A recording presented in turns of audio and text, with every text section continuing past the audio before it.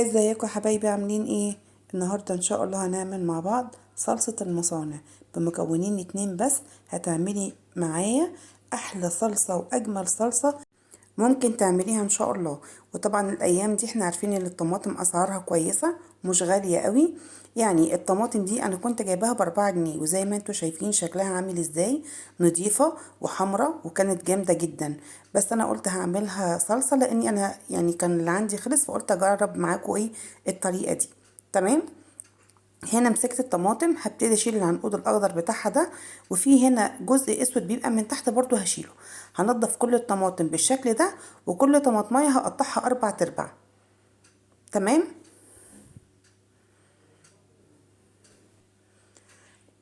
وبعد ما اخلص الكمية كلها هنبتدي بقى نشوف هنعمل فيها ايه. انا هنا حطيتها على النار، هسيبها لغاية ما تبتدي ان هي يعني ايه تتهري شوية على النار. تمام.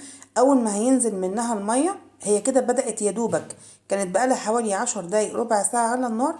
ابتدى الجزء اللي تحت ينزل ميته، ابتديت اقلبها من تحت لفوق. هنا كانت يعني عدت الربع ساعة شوية، بدأت بقى تنزل كل المية اللي كانت جواها.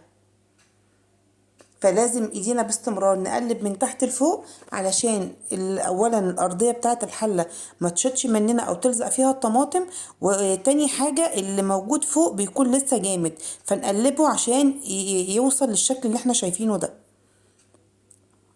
هنا كانت نزلت الميه كلها بالشكل ده كده. تمام. ابتدي برضو اقلب فيها، المهم كل شويه رايحه جايه بقلب فيها. هي خدت مني حوالي نص ساعه، ساعه الا ربع على النار، ما غابتش اكتر من كده.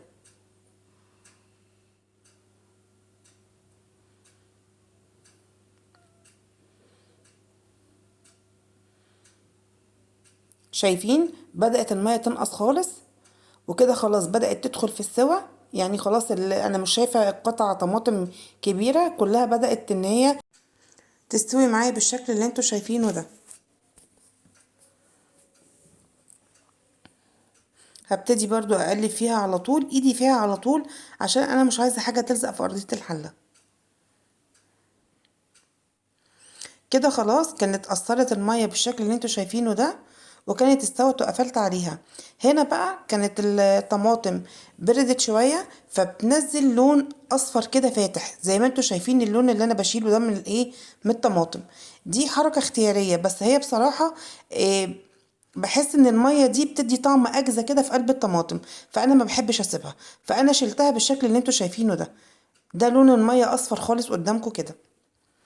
هنا بقى كانت الطماطم بردت وضربتها بالهاند بلندر. طبعا هو مش شرط يكون موجود هاند بلندر، انتي ممكن الخلاط هتضربي فيه عادي، بس ده بصراحة المنقذ بتاعي يعني.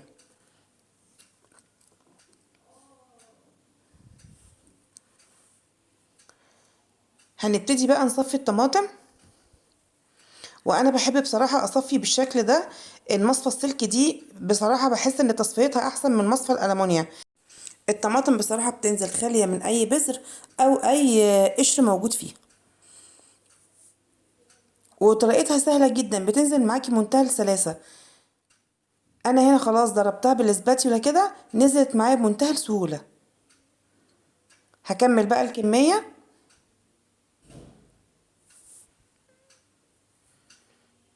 بالشكل اللي انتوا شايفينه ده.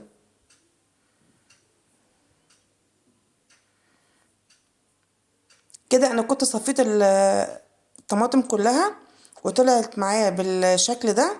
هبتدي بقى هنا ارجع تاني احط حلة على النار، وانزل بالطماطم تاني بعد ما صفيتها. وهقول لكم بقى على المكونين اللي هيحفظوا الطماطم معانا من غير ما تغير طعمها ولا لونها يتغير لو قعدت معانا مدة طويلة في الفريزر. تمام. هنا بدأت الطماطم تغلي. أول مكون السكر، وده بيعادل حموضة الطماطم.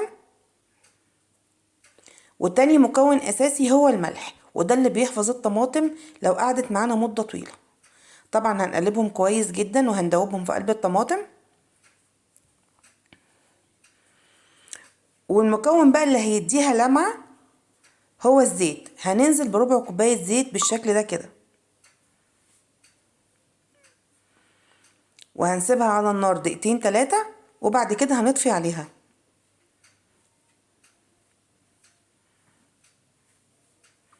شايفين قوامها ولونها عامل ازاي؟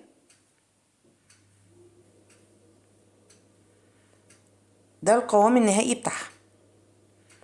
هنسيبها تبرد وبعد كده هنعبيها في اكياس عشان نحفظها في قلب الفريزر. هنا كانت الطماطم بردت، هبتدي اجيب اكياس تلاجة، وطبعا على قد استهلاكك في الطماطم.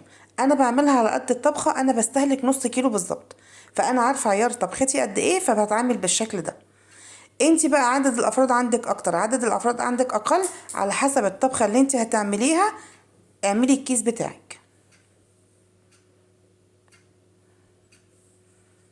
هعمل كمان واحد معاكم.